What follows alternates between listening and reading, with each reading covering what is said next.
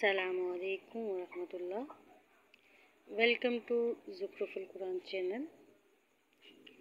ہم نے پہلے سورہ بقرہ کی 41 نمبر آیت تک کا ترجمہ پڑھا، اب ہم 42 نمبر آیت سے شروع کرتے ہیں۔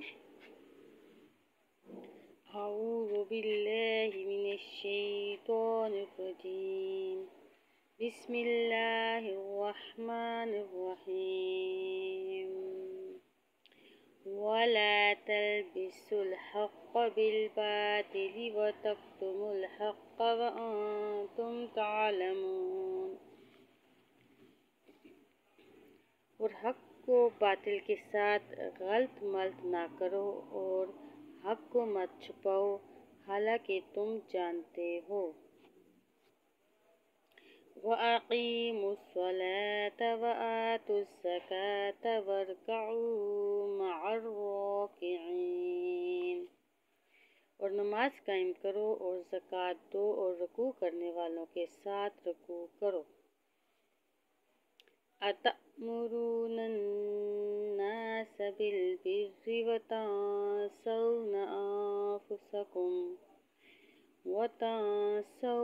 أَنفُسَكُمْ وَأَنْتُمْ تَتْلُونَ الْكِتَابَ أَفَلَا تَعْقِلُونَ۔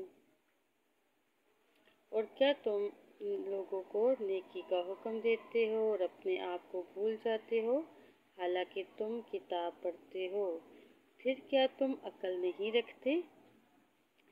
وَاسْتَعِینُوا بِالصَّبْرِ وَالصَّلَاةِ وَإِنَّهَا لَكَبِیرَةٌ إِلَّا عَلَى الْخَاشِعِینَ۔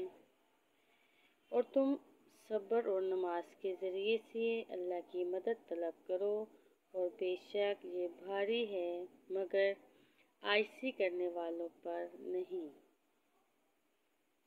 الَّذِینَ یَظُنُّونَ أَنَّهُم مُّلَاقُو رَبِّهِمْ وَأَنَّهُمْ إِلَیْهِ رَاجِعُونَ۔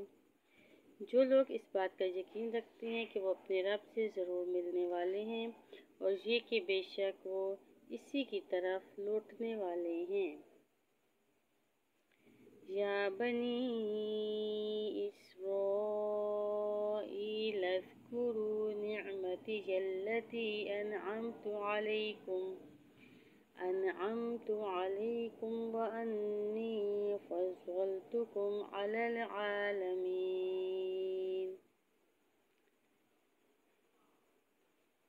اے بنی اسرائیل، تم میری وہ نعمت یاد کرو جو میں نے تم پر انعام کی، اور بے شک میں نے تمہیں فضیلت دی جہان والوں پر۔ وَاتَّقُوا یَوْمًا لَا تَجْزِی نَفْسٌ عَن نَفْسٍ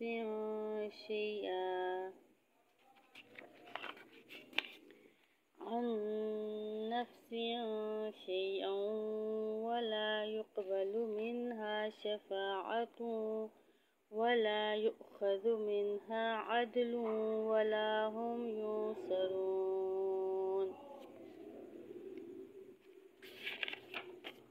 ترجمہ۔ اور اس دن سے ڈرو جب کوئی جان کسی جان کو کچھ فائدہ نہیں دے گی،